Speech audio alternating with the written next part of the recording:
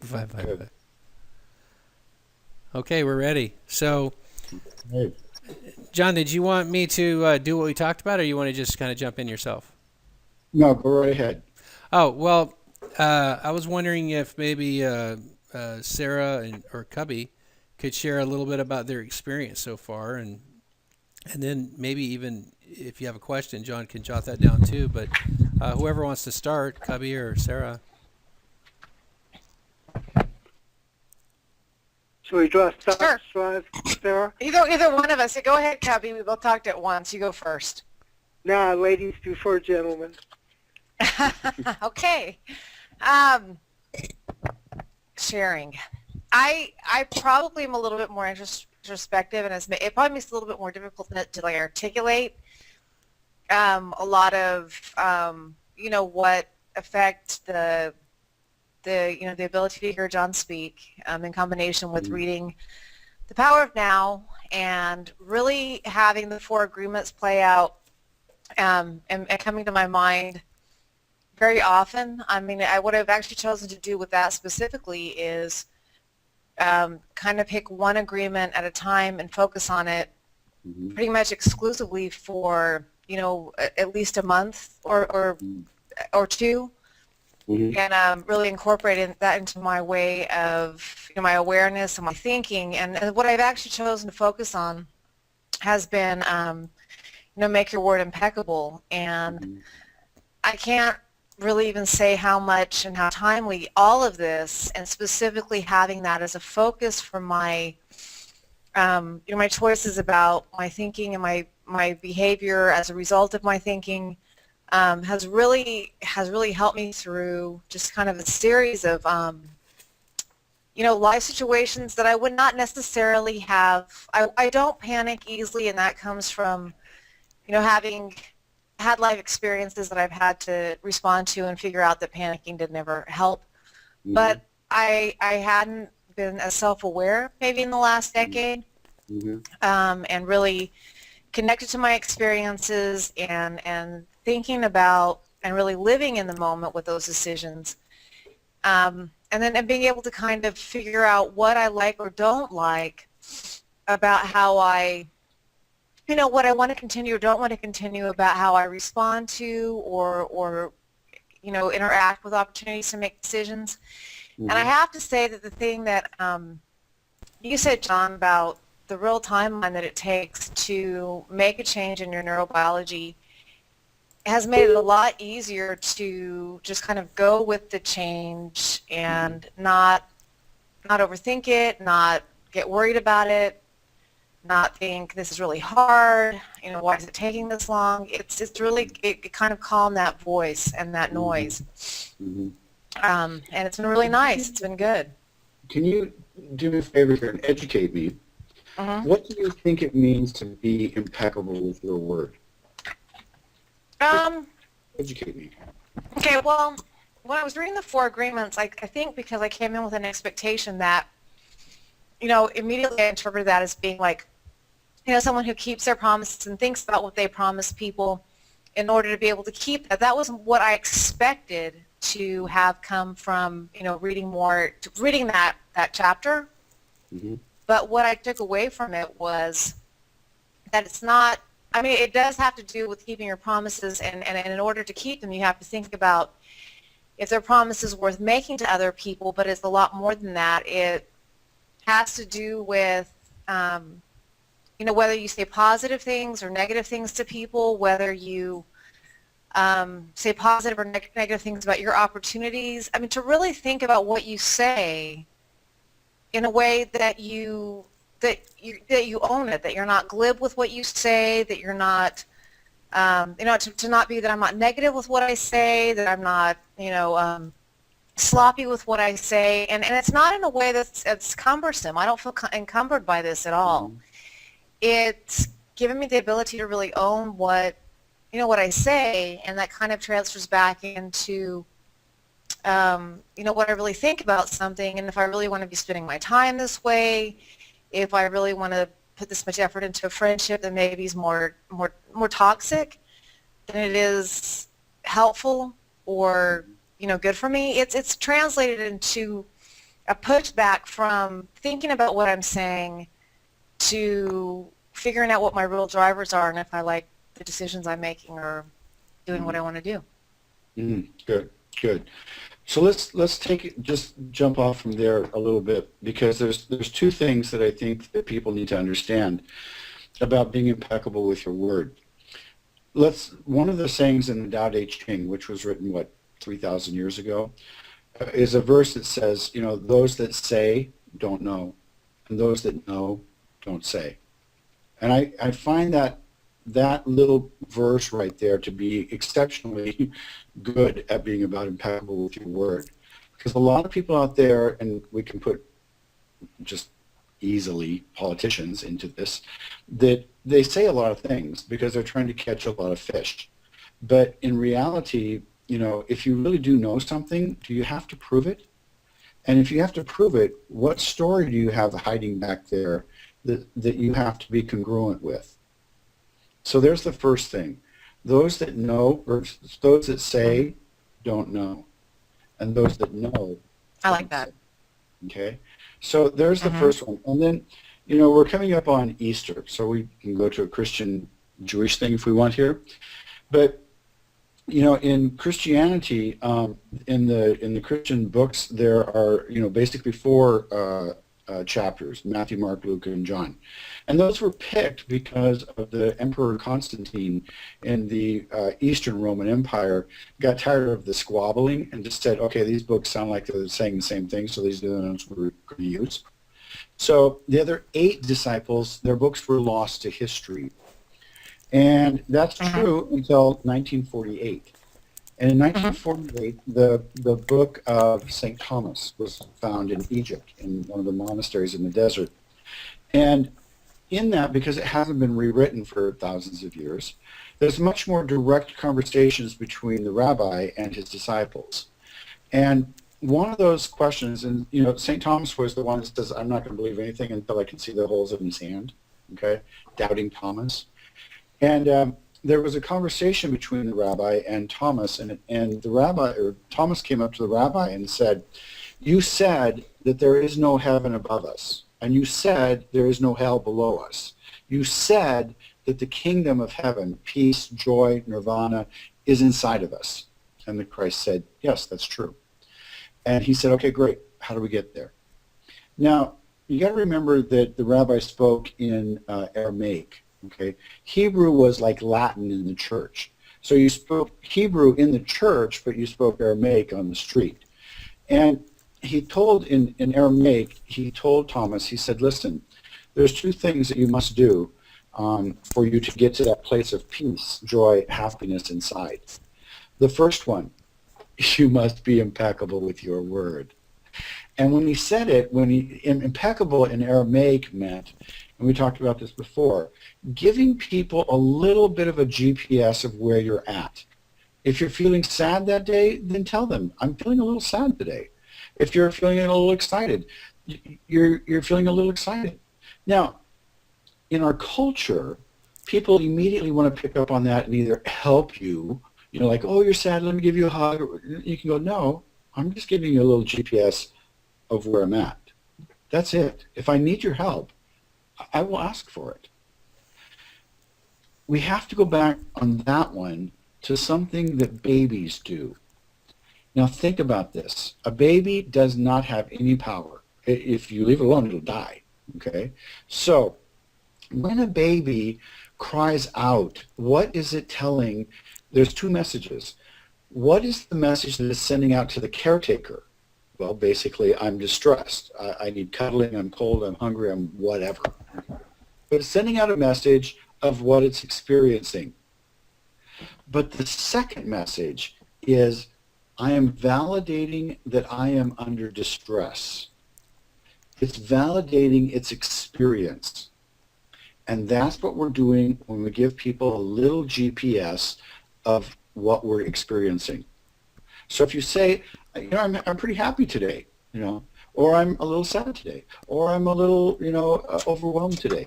You're expressing what's going on with you, but you're also validating your own experience. And one of the first three pillars of, self-awareness is trust in yourself. Mm-hmm. So the message that you're sending out when you be impeccable with your word, give people a little GPS of where you're at, is you're validating your experience to yourself. And that's one of the things that's truly missing in our culture. If you want help, you will ask for help. Right. I like that. Yeah. So start peppering your sentences with your experience. You don't have to be a floodgate of, No. oh my God, this is what's going on in my life today, blah, blah, blah. Who cares, But when you validate your experience, you're increasing trust in yourself. Mm-hmm. And trust is absolutely, Mm-hmm. there's no option here I about agree. self-awareness I do. and trust in yourself. Okay? So you're sending out a message, but you're also sending a message into yourself. Mm-hmm. So start peppering your sentences with whatever your experience is. And what you will find is that you don't hold on to things. Once you've said it, you've validated it, and now you can move on. Right. And that's one of the great things about being impeccable with your word. Well, it's Right. interesting because when I was 17, I was assaulted by a deacon in my church. Uh-huh. And I came from a very socially upscale family, Cornell, Harvard, and, graduates from places, and very, you only said what you wanted people to know about you, and all our friends did the same things with, the way that they lived their lives. They were not in any form or fashion in appearance what they really were behind closed doors. And so when I was assaulted, it was my fault. And my friends, my parents' friends had a comment about it. I was 17 when it happened, for goodness sakes, right? And, my mother had her own spin back to me about what I should think about it. And I remember standing on kind of a cusp of my mind and thinking I was going to go crazy if I had to stay in their world and I had to play their game.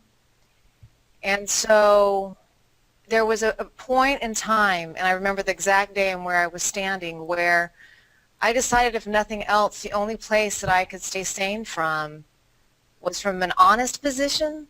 Mm-hmm. And even if that wasn't the way that I fit into that culture, and even if I couldn't pacify the right people, if my mother didn't agree with me, I had to, at that point, think about myself, or I was going to go crazy. And what I realized about that in that time in my life was that I went crazy, that there wasn't going to be anybody to visit me. I mean, I was going to literally end up in an asylum, and there wasn't going to be anybody visiting me because they cared so much about themselves and their appearances that it wouldn't make them look good to be visiting their daughter in an asylum.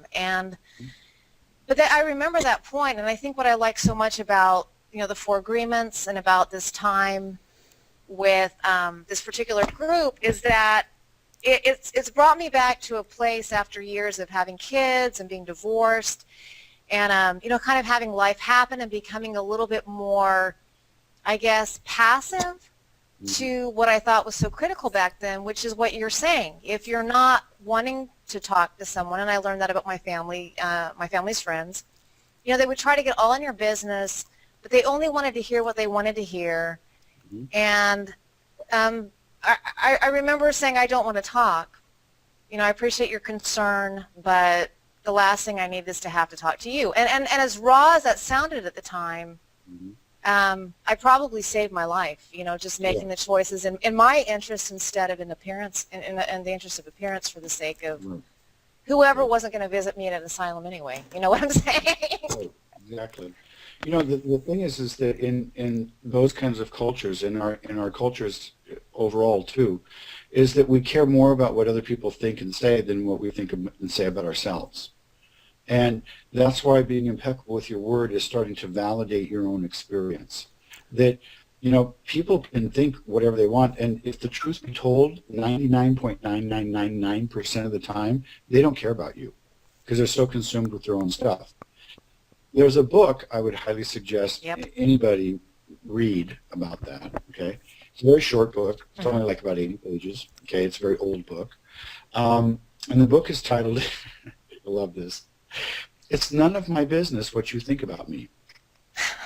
And it's written by Terry Cole Whitaker, He wrote this in the late 70s, I think. It's still being published because it's such a good book. But basically, it's called "It's None of My Business What You Think About Me."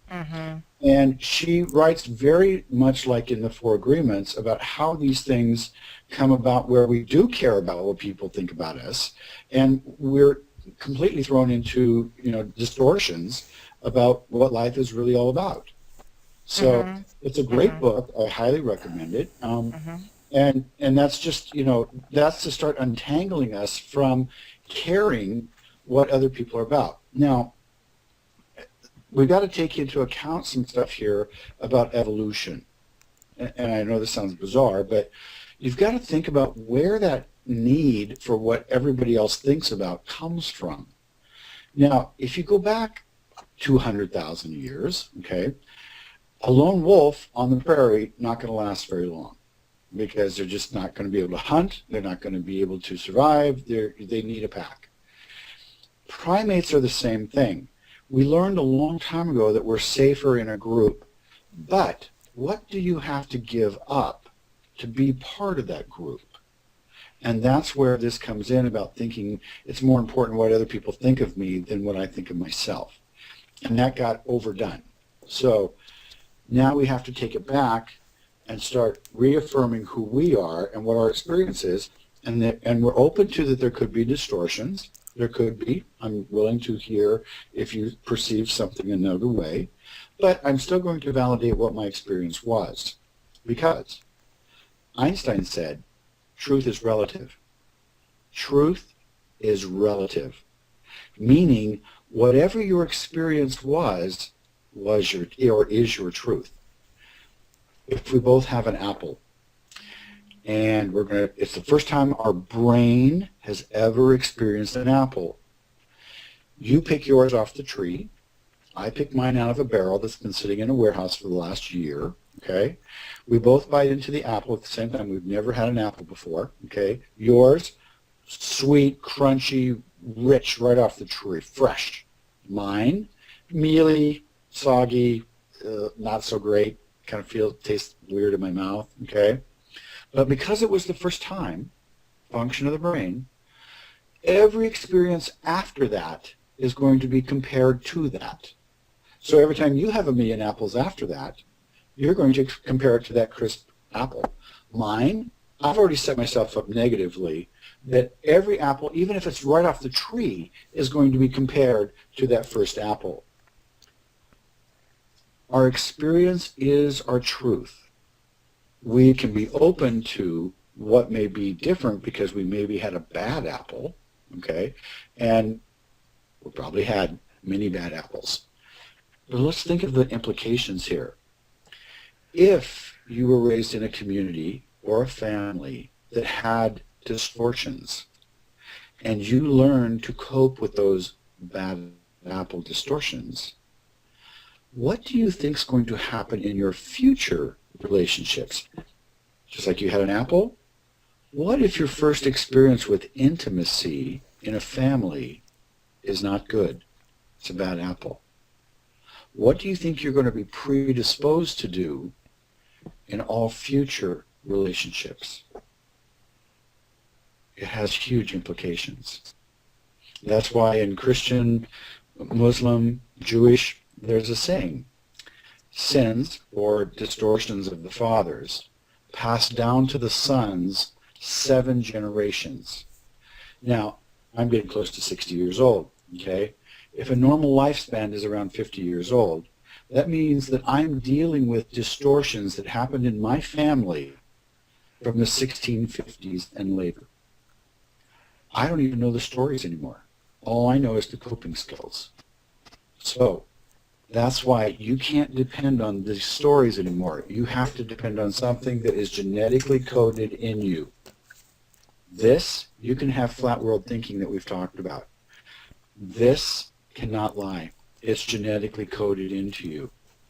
So that's why we're moving away from relying on this and everything that we've been taught in our families, our cultures, our communities, our churches, and going back to those basic truths about listening to yourself and validating your experience and being open to you may have been comparing it to a bad situation that you learned and you thought was normal. Sins or distortions where you walk away from your true being passed down 7 generations. The Chinese say, because most of their marriages were traditional, where they made them for you, okay, that one bad marriage can affect 3 generations. So we're dealing with the past that we may not even know the stories anymore. So kind of give yourself a break, learn some tools like it's none of your business what other people think about you. You know, while you were talking, John, I great thoughts, Sarah, and great. I'm just so glad you said everything you said because I was going, bing. I had some things going on for me while you were talking. I was like, wow. I kind of keep to myself here in my house. I go out a lot, okay, but I don't really. I'm never having to answer to anybody, right? Not a boss, anybody. And just suddenly dawned on me while you were talking, Sarah, that wow, some people might not want to hear my truth out there. And I just never thought of that as a factor. But you know what I mean? I just because I'm not a member of a church, but I can see like, wow, yeah, I could really have some serious conflicts with my ideas in certain places, right? Right. So I hadn't thought about that. So thank you for bringing that up. Because I think Well, you're welcome. Thanks for, that's a good, I mean, that's an interesting, like, you know what I'm saying? Like a way of, like, relating it, because how much energy do you really want to spend trying to get people to understand you? I mean, you don't, and John you know what I mean? Yeah, and John gave a great reason for why we originally were kind of, we needed to do that to be part of a group. Right. And then John, the really awesome thing, you're going to get tickled when I say this. I said it was both you guys, but I was sitting here going, wow, I tend to avoid people because of the stories that they have. And then we have people in our lives that have stories, some of which we don't like and some of which we like. And so our first avenue is to basically determine whether this person should be in my life or not. And Sarah, you actually even mentioned this. Yeah, but then it was like, wait a minute, what stories am I telling myself that's making it even more difficult for me to communicate with them, right? So there, in the thing that I saw there was, wow, maybe if 2 people really want to get along, but their stories are very different, maybe there is a way for them to change their stories so that they actually can get along.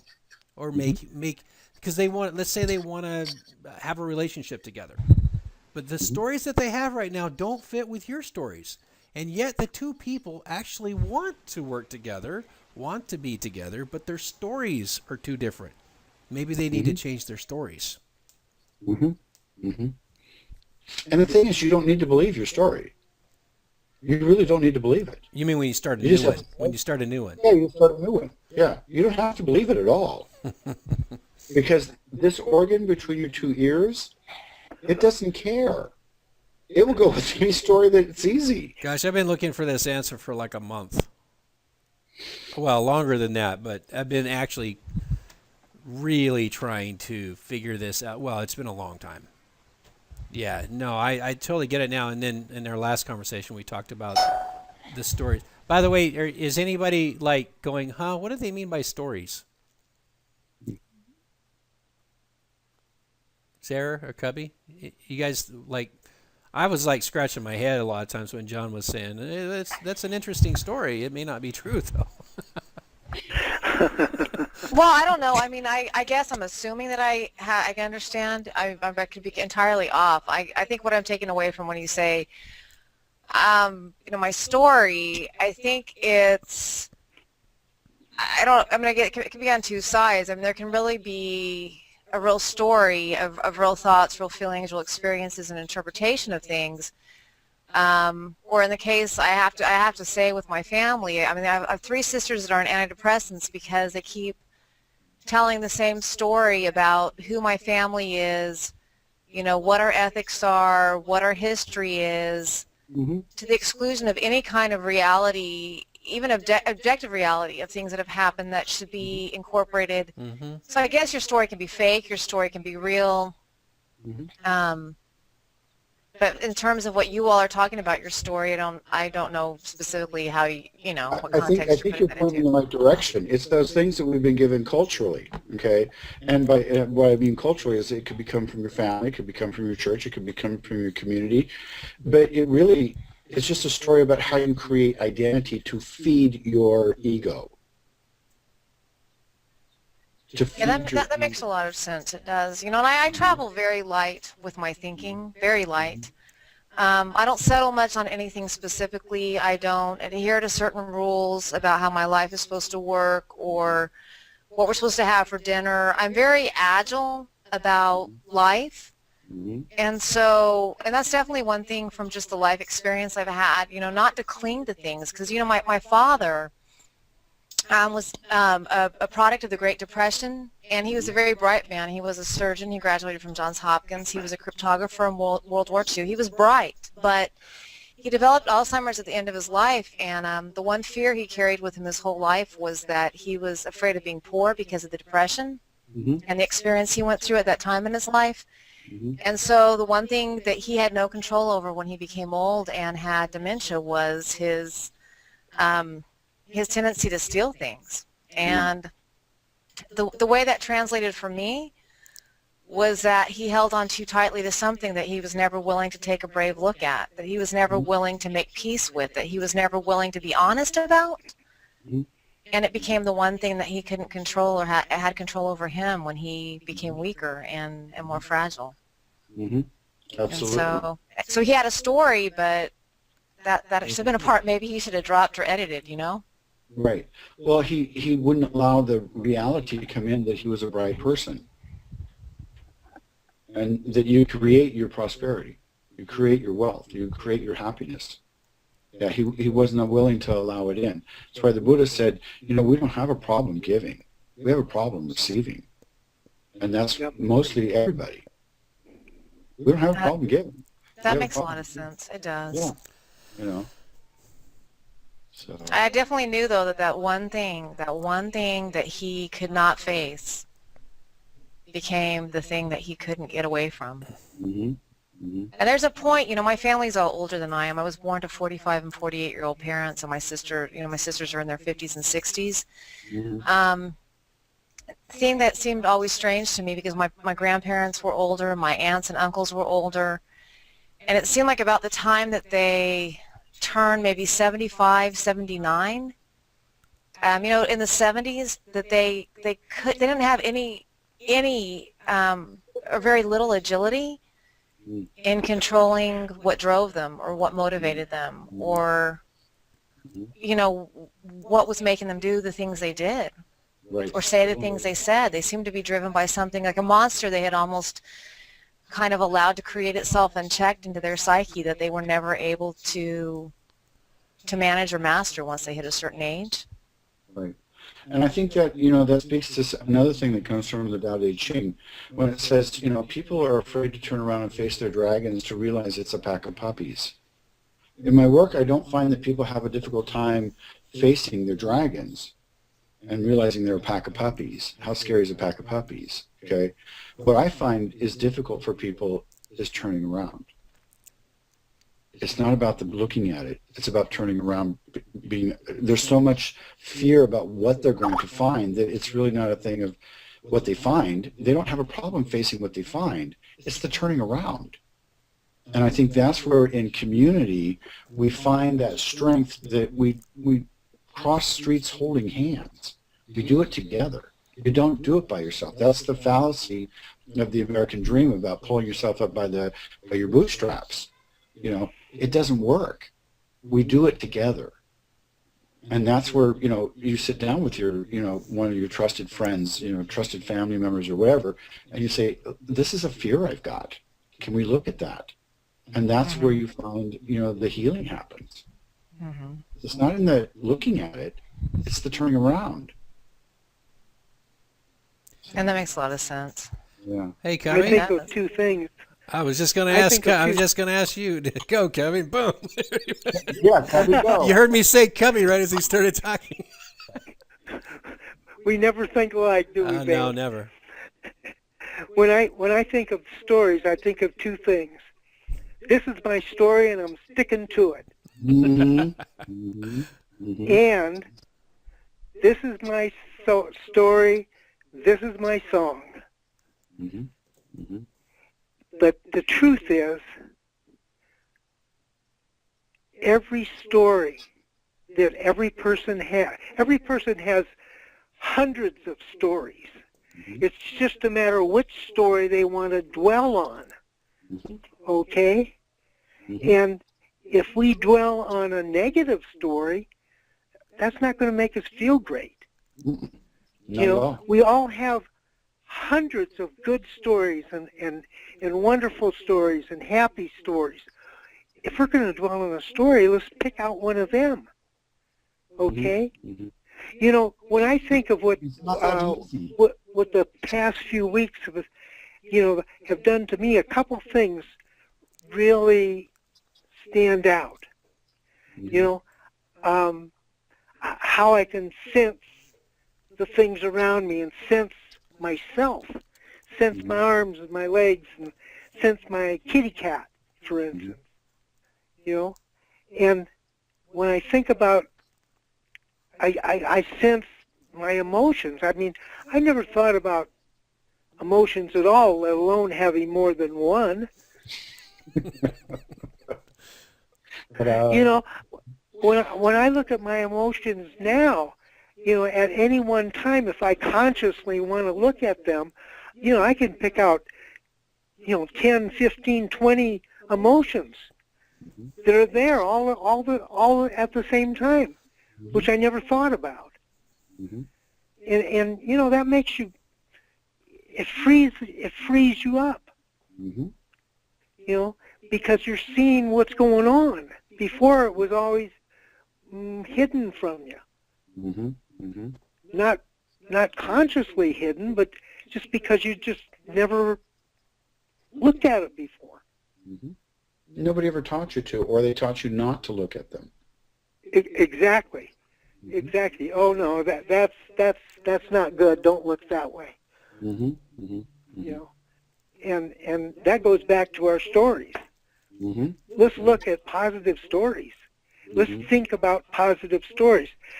You know, like Sarah, like your sisters that have that have had to be on antidepressants, depressants because they're depressed and all that kind of stuff. That's because they dwell on their negative stories. Mm-hmm. You, on the other hand, are dwelling on your positive stories. You know, even though I'm old, 76 years old, I think young, I feel young, I act young, I talk young, and it's just the way I am Mm-hmm. because I dwell on being young. Mm-hmm. Mm-hmm. Absolutely. You know, I want to give you a tool now to help with those feelings that might get stuck. Okay, and everybody has heard that you have to be with your emotions. Okay, but they don't tell you the mechanics of how to do that. So I want to give you a tool right now on any emotion that tends to get stuck.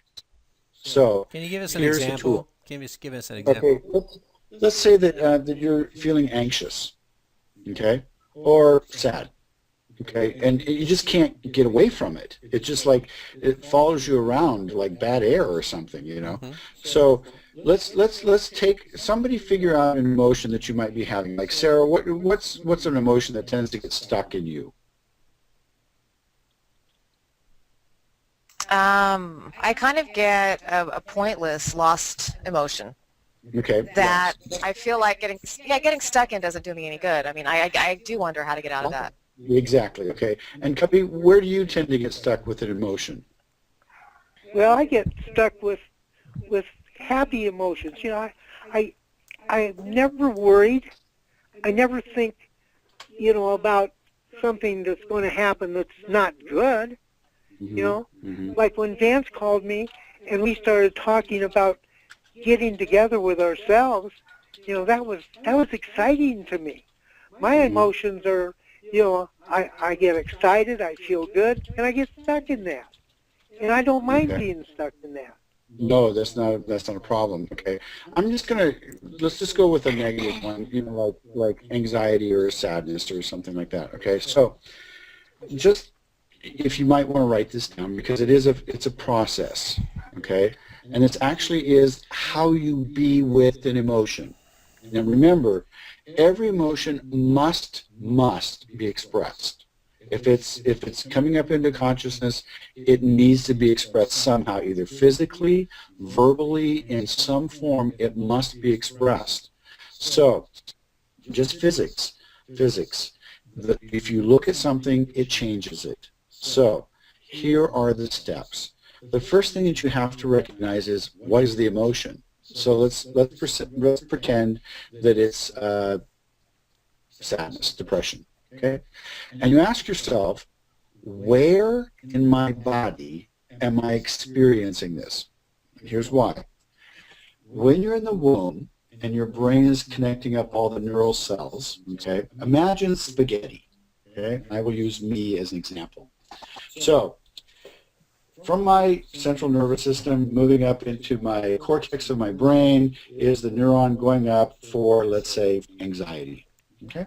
So that my central nervous system, when it experiences a threat, it registers in my brain, there's a tiger over there waiting to eat me. Okay? So anxiety is going up. Okay? And, the other part is in my, central brainstem that is moving down and moving into different parts of my brain, into my central nervous system for my bladder. And they're going past each other like spaghetti. Okay? And oops, there's not enough marinara sauce. And guess what? Those two tend to connect up right together. So, guess what happens when my five senses experience danger and anxiety goes off? Guess what else gets triggered? My bladder. So, when I'm anxious, I have to pee like a racehorse. Okay? Everybody is different. Everybody is unique. You need to know your own body. So, remember that each neural pathway has on average 10,000 other neurons around it. So if this one fires, 10,000 other ones are going to fire. So in mine, if there's one here that's anxiety and there's one right here that's my bladder, guess what? When I have anxiety, I'm going to feel it in my bladder. So let's just take sadness. Let's make this up. Let's pretend that somebody is feeling, sadness, depression, and they feel it in their chest. So first thing, you got to identify where in your unique body you experience that physical feeling of that emotion. Number one. Number two, close your eyes and use your five senses to describe it. So your eyes are closed, and here's the normal pattern that I tend to do with people. How big is it? Is it like the size of a beach ball? Is it the size of a ping pong ball? Is it the size of a football, a volleyball? Is it a giant square? What is it? What shape and how big is it? Next question usually is around that. What is the texture of that thing? Okay? Is it smooth like glass?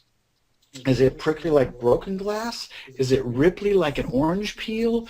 What is the texture of that object as it sits in my chest? And then, what is the color? In your head, what is the color of it as you look at it? Is it red? Is it black? Is it orange? Is it green? Is it blue? What color is it? Then, what is the density of it? Is it like air? Is it solid like, iron? Is it like pudding? What is the texture of it? Okay. Then, what's the temperature of it? Is it colder than your body? Is it warmer than your body? What is the temperature? And if you don't know, then it's probably the same temperature as your body if it doesn't register. From there, go to the senses. What does it smell like? Now you have to check your nose. You have to check your nose. Do I, with my eyes closed, do I sense that it's an acidy kind of smell? Is there a acidic kind of smell? Is it alkaline? Is it grasses? What is the smell of this? And then what's the taste of it? Go inside your mouth, literally, and ask yourself, what is it? Is it on the front of my mouth? Is it in the back of my mouth? Is it in my throat? Where is it? A dry? Is it a musky feeling? What's in my mouth? And then the last one. If it had a voice, or if it was making a sound, or if it was making a vibration, what would that be? Is it trying to tell you something? Is it making a sound whatsoever? Is it a scream? Is it a purr? Is it a, what kind of thing is going on there? Or is it just vibrating in your chest? Use those ways to describe it however you can. And as you do that, the final question is, since you've been looking at it, and physics say by the simple fact of observation of something you change it, what has happened to it? And 100% of the time, if you're really honest with yourself, it's probably completely diminished in size and intensity because you gave it space. When you give your feelings space to just express what they are, you let them go. And this is physics or karma. For every action, there's an opposite and equal reaction. If it persists, and if I resist, it's going to persist. What is the just physics, opposite and equal? If I resist hard, what's the opposite and equal? It resists hard. So, if we use this technique, this tool, to actually sit down, close our eyes, and look at the feeling that got stuck. By you simply looking at it, what is the opposite and equal? Vance? Well, it'll disappear. Exactly. It has to go away. If you resist, it persists. If you embrace, where does it have to go? Away. So by you taking the time to sit down and observe and call out that stuck emotion, okay, especially the bad ones, quote unquote bad ones, then it'll go away. And that's how you be with an emotion. Nobody probably ever taught you. That's how you be with it. And that's interesting. That's interesting because when you said every emotion needs to express itself in some way, it must be expressed.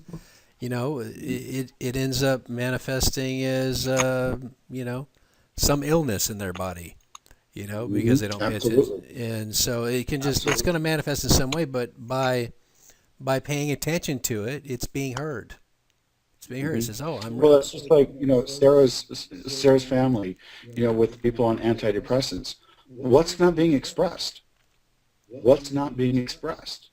It could have been centuries of sadness. Okay, no kidding. Where it's literally coming down to the genetic link in between. Mm-hmm. That actually resonates and makes a great deal of sense for me. That you would say that, and I never thought that I would view such a hard experience in my young life as something that probably really saved me from falling into that same fate, because it forced me out to the edge to have to think for myself. And I look at them, and actually I feel sad in some ways that they didn't have something horrible and hard happen to them. No, I mean I don't mean it that way, but there's right. right. But you know what's The wrong, funny is that happened to probably every person on this phone. We all had some kind of difficult circumstance early in our lives that we were either going to die or we were going to have Right. to find a way to live. hmm Right. Yep. hmm So yeah. By the way, John, and that's, Cubby's a former Navy SEAL who took 3 oh bullets. wow. Wow. So he's had some. He's actually probably killed people too. Yeah. Yeah, well, So, we if we need to do that, we will. I'm hmm kidding. hmm Yeah. No, the thing is, I have a couple of patients that are Navy SEALs. And it's like, Never yeah, has "Don't shoot the messenger" been so appropriate. yeah. I knew Sarah would get a kick out of that. I did. Um, Sorry, John, for interrupting. Go ahead. no, any other questions?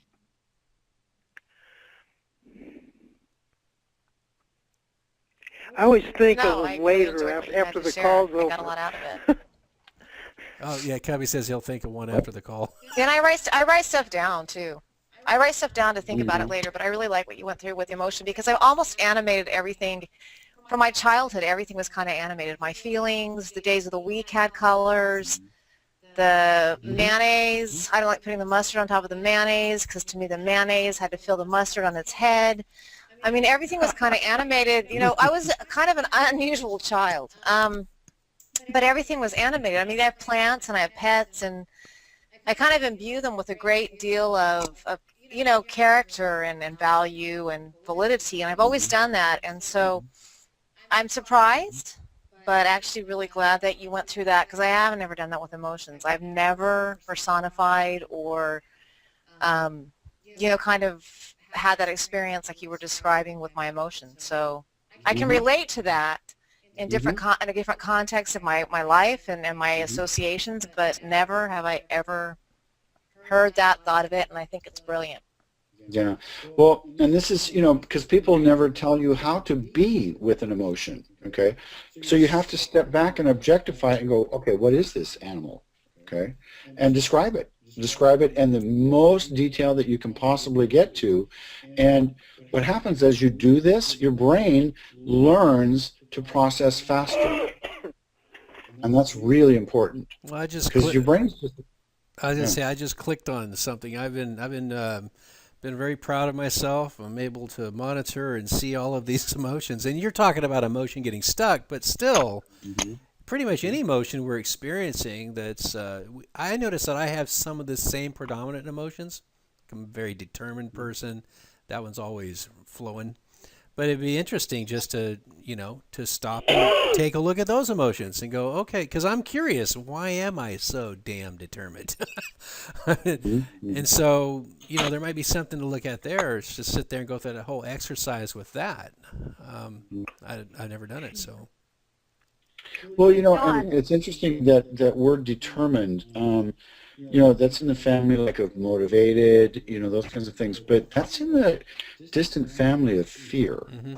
And it's usually a coping mechanism for somewhere along the way you were exposed to something where you didn't have coping skills, so therefore you determined you would never feel that fear again. Thanks, John. Yeah. He goes, well, since You you're needed thinking that, about didn't you, doing man? some work, why don't you take a look at this? I was going to stack a little wood. I didn't see the whole forest had been chopped down. Yeah. Golly. Yeah. Oh man, Mm, no. Okay, well, I know where I'm headed with that something to one. look at. Yeah. No. Because, like in the Tao Te Ching, it says doing without doing. There isn't motivation there. It's just about doing. Hmm. So when we have, quote, determination and competitiveness and that kind of stuff, it's not bad per se, but what's the story driving it that you may have forgotten? Oh, you're broken. Yeah. It goes back to shame. And shame, yeah, we're back to the shame pool. Yeah. Wow. So, okay. Do you see how it just influences everything where we're at? So, and the fourth agreement, basically, do your best, is basically talking about you just don't get to do shame anymore. There's nothing broken about you. Okay. And going back to the original story about the rabbi and, him talking to St. Thomas and saying, you need to be impeccable with your word. The second thing that he said there was that if you really want to get to this place of peace, joy, happiness, nirvana, whatever you want to call it, is that do not change yourself to be lovable for somebody else. Do not change who you are to be lovable enough for somebody else. And how many times have we changed who we are, gotten away from our core values because of our stories of not wanting to be hurt or whatever, so that we appear to be lovable? What's the message that you send to yourself when you change yourself to be good enough for somebody else? Shame. It's absolute shame. Yeah. Yeah, and we Well, that don't. you're not good enough. And I hit a point where even if I wasn't good enough, oh well, then I guess that was a good starting point, right? I mean, why wasn't I good enough? Why didn't I feel good enough about myself? What was I doing that I didn't feel good about? I mean, if you don't start from where you really are, then where do you ever get to go? Mm-hmm. Mm-hmm. Well, but you didn't come out of the womb feeling that way. What, good about myself or bad about myself? You didn't feel bad about yourself coming out No, of the womb. kids don't feel bad about themselves. Yeah, it was taught. Mm-hmm. But And it comes, oh, go ahead. it usually comes with the fear of being rejected, abandoned, that lone wolf out on the prairie. Right. That's why we go for the shame. Is comes back to that one motivation. Mm-hmm. And you also get a cortisol shot from it. So Yeah, they haven't heard about cortisol yet. You want to tell them about that before we wrap up? okay, so you all have an addiction. Okay, and just like if you were born and they were putting heroin in everything that you ate, you wouldn't see that everybody was addicted to heroin. Okay, so you have an addiction to cortisol. Now, you were given this addiction very, very young, and self-awareness work takes you away from that addiction. So, and mindfulness. So, let's do a little biology here. So, a long, long time ago, your job, eat, don't be eaten, how do I make babies? That was the job. Eat, don't be eaten, how do I make babies? And every one of those decisions that you make comes down to that, or else you wouldn't have a feeling. That's how it goes up. Brainstem, Vega. the limbic system, okay, and then the neocortex, what you've learned. So this part regulates all the stuff that, like your breathing, your digestion, your circadian rhythms, all that kind of stuff that you don't want to put any mind energy into.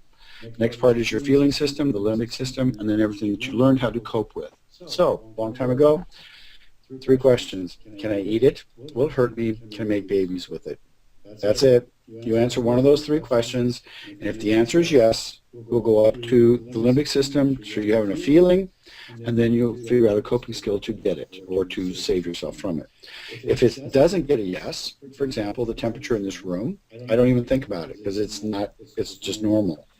So therefore, can I eat it? No. Is it going to hurt me? No. Can I make babies with it? No. So therefore, I don't have the feeling about it. But if it was minus 120 in this room, which question just got answered?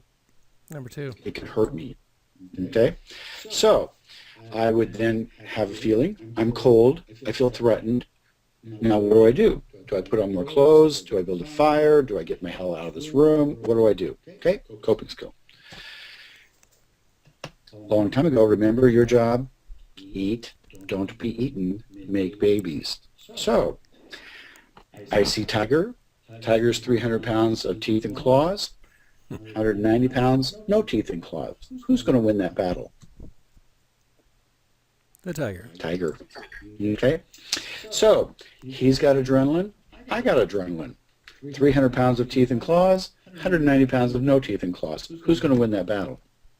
Tiger. Tiger. Okay? Every time.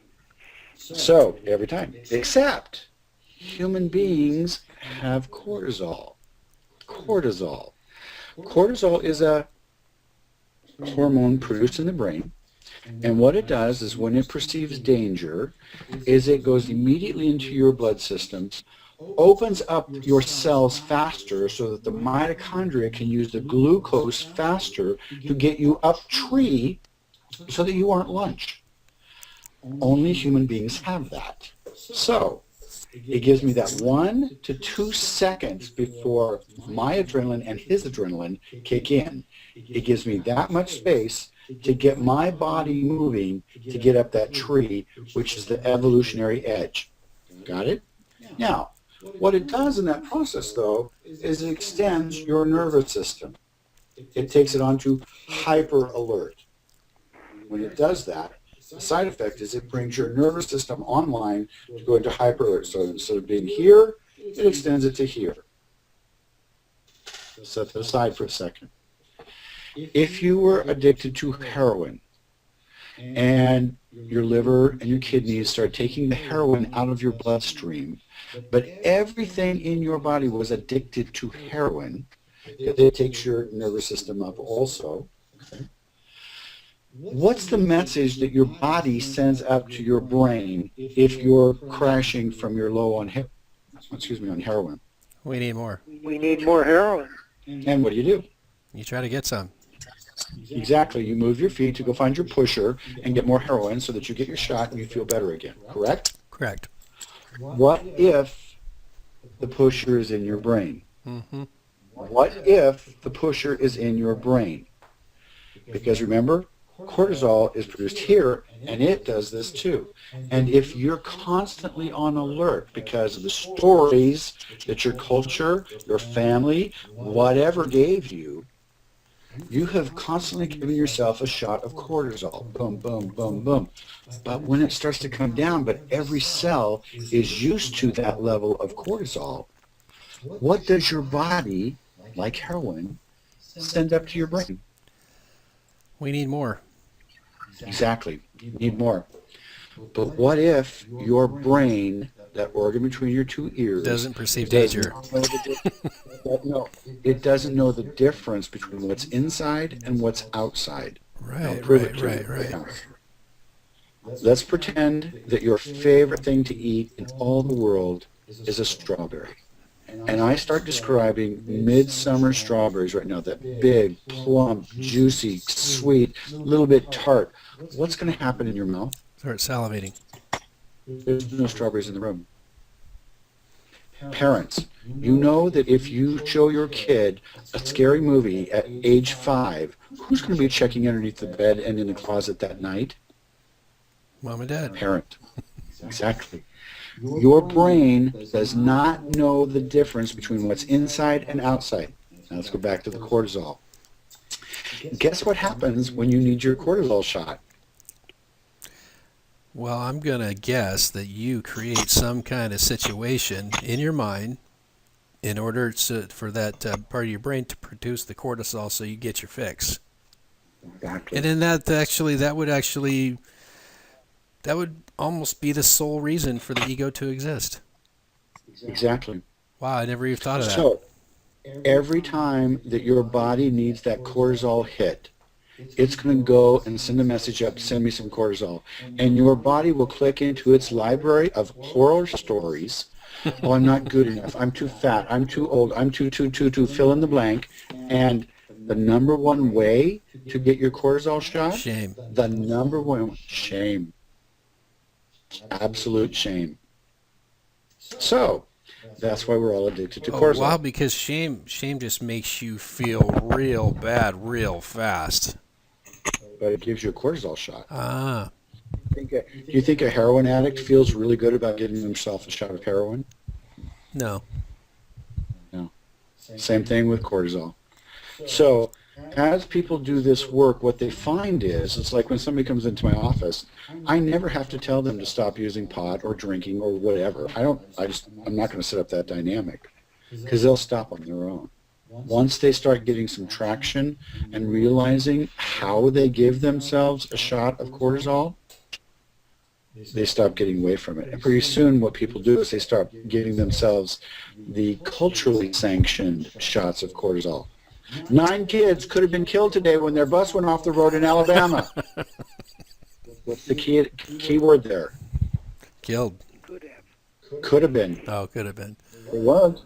They were just could have been. Right. And when you start catching all that stuff and you're drinking 5, 10 cups of coffee a day, you're going to start realizing how addicted to cortisol you are. and people start getting off of it. But we'll have to talk about what happens to get off of it. So, Okay, guys. Well, we're probably out of time here for now, but man, what a great session we had, huh? Yeah, thank you guys. Yeah. okay, thank you. Thanks a lot, John. And hey, you guys, I did record it, just in case you guys were wondering. Thanks, John. You guys have a Sweet. great one. You too. Thanks, Bye-bye. John. Dan. Bye-bye. Thank you.